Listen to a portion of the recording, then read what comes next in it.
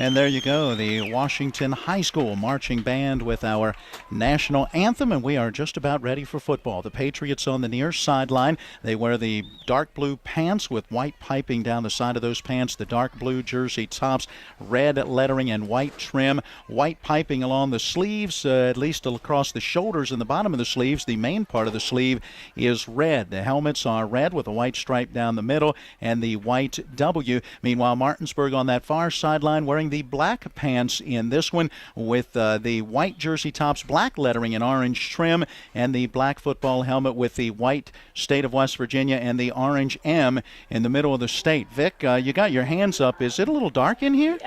No, it's fine in here. It's dark out there. I'm waiting for them to turn the lights on. It's going to take a couple minutes here for the lights to warm up. They haven't turned the lights on, and they're flipping the coin here.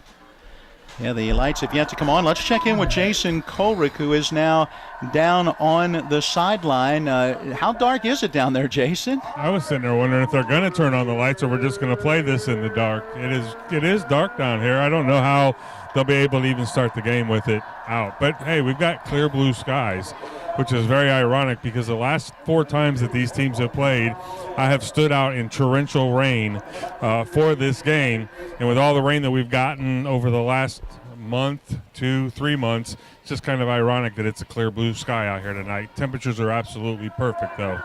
Well, Jason, you've already had enough rain so far this season, so and now tonight you get a little respite from that as we get ready for Martinsburg and Washington. And the Bulldogs will get the football first to start this game, and it looks like they'll be returning the opening kick from right to left once we get play underway, and we'll wait and see if our officiating crew is going to hold things up at all until they get the lights on, or whether they will go ahead and begin to play. I see the head referee looking up at the light poles, and I'm sure he's wondering too.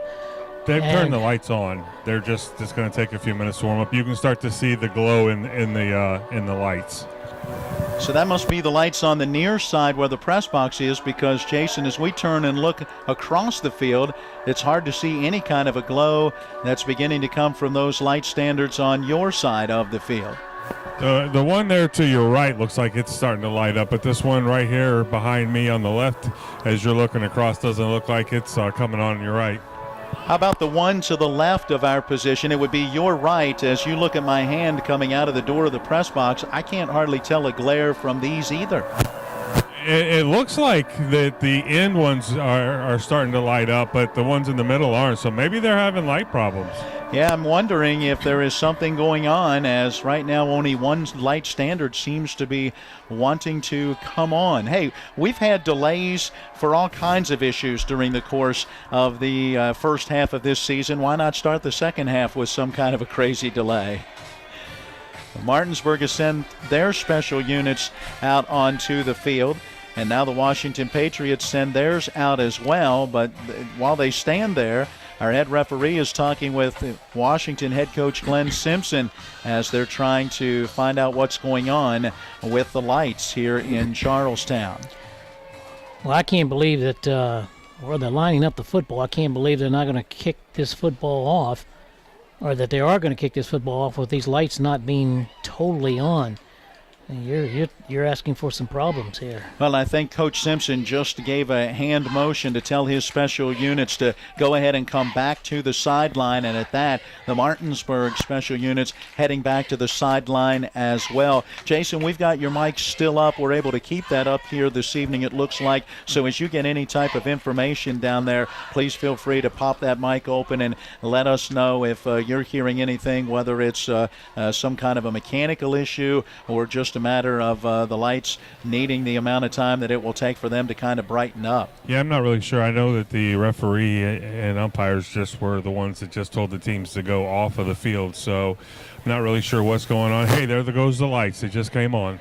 Yep, there they are. We can see them across the field as well as they begin to light up. The technology is such now with the illumination out of the bulbs and the way that they place them. There's 2, 4, 6, 8, 10, 12, 14 lights on each of just 4 light poles that light up this whole facility.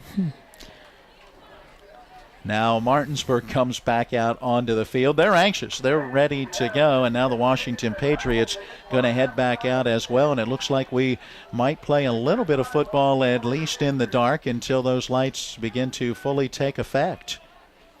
Back deep, Van Duzer along the near side for Martinsburg. That is Matt Van Duzer. Gerard Bowie is along the far side, both along the hash marks and standing right around the 15-yard line.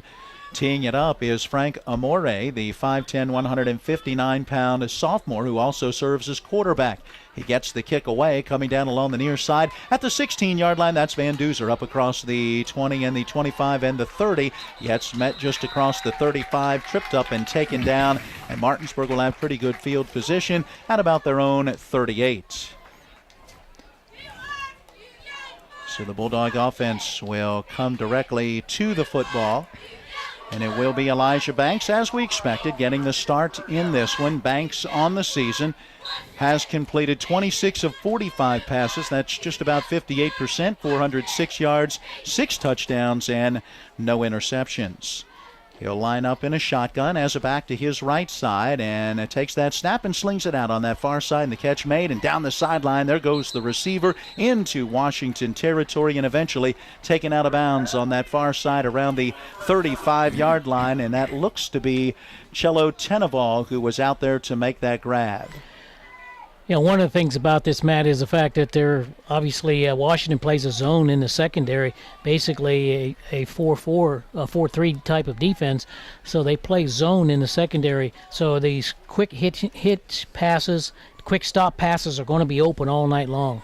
That gain good for 23 yards, and now on first down, the handoff goes to Naeem Kearney. He started up the middle, broke a couple of tackles, cuts to his left, has a wall of receivers leading the way as Bowie and Marshall give him some blocking, allowing him to get down the near sideline and into the end zone. It's a 39-yard touchdown run for Naeem Kearney. Well, that time from our angle, we had a good angle from the line of scrimmage, and the whole game, that whole play was played on the other side of the ball at that time, and Martinsburg just simply came off the ball and just moved them off the football, so it made it easy. Naeem Kearney with his 7th rushing touchdown on the season, and it will be Chris Catlett to attempt the extra point. 16 for 16 in that category on the season. The snap and the hold. The kick is on the way, and it is good. 11 minutes and 15 seconds to play in quarter number 1. We take a 60-second break with Martinsburg in front, 7-0.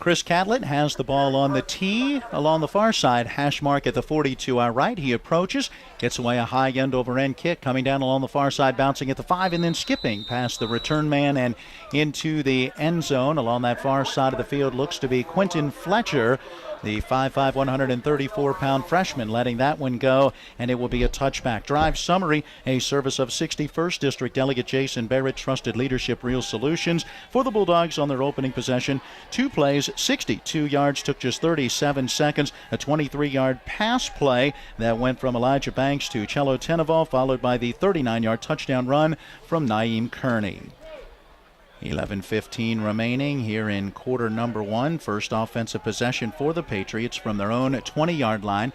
Amore is the quarterback out of the shotgun, lifts a leg, brings a man in motion, takes the snap, running here to the near side. That's like a naked bootleg. There's nobody out here to block, just trying to turn the corner. Too much speed. Trey Sign and Michael Boite right there to help force him out of bounds. It'll be a loss on the play, back to the 17. Well, believe it or not, that's a pretty good play. I like the play itself, but simply Martinsburg just too much speed. They just got over there and just were waiting for him. I like the call and how the play was supposed to develop. Amore will line up in the shotgun. Jace Bradbury is back there with him. He's to the left of the quarterback. Again, a man goes in motion as the snap and the handoff going to Bradbury. And Bradbury off this right side of the line picks up those 3 yards lost on the last play and maybe another before he gets snowed under by a whole host of Bulldogs. So it looked like leading the way was Ty Lucas. Like it when your interior defensive lineman is out there around the numbers helping to make that tackle. Same play, basically. They put the man in motion here, the receiver on this side, in motion across the field, and the quarterback that time made a handoff instead of keeping it himself. So that's going to bring up 3rd and 9, the ball at the 21-yard line, their own 21. That last game for Bradbury went for 4 yards. Out of the gun, the snap again to Amore, looking to keep it again, coming off this right side of the line. This time no place to go as the hole quickly collapses, and he's taken down at the 20 for a loss of a yard on the play. And once again, it's a corner, Michael Boite, there to make the stop. Boite right there fought off the block and just very good. Really nice job stepping in, making the tackle there. Boite, 6'2", 190-pound senior. That loss of a yard will bring up a 4th down and 10, and the punting unit will come on, and it looks like it is the quarterback Amore who will also serve as the punter. He gets it out of there, angling near side, and it lands out of bounds. So we'll wait and see where they mark it. That punt going to come from the 20 and will be marked out of bounds at the 40, so a 20-yard kick with no return, and Martinsburg will have a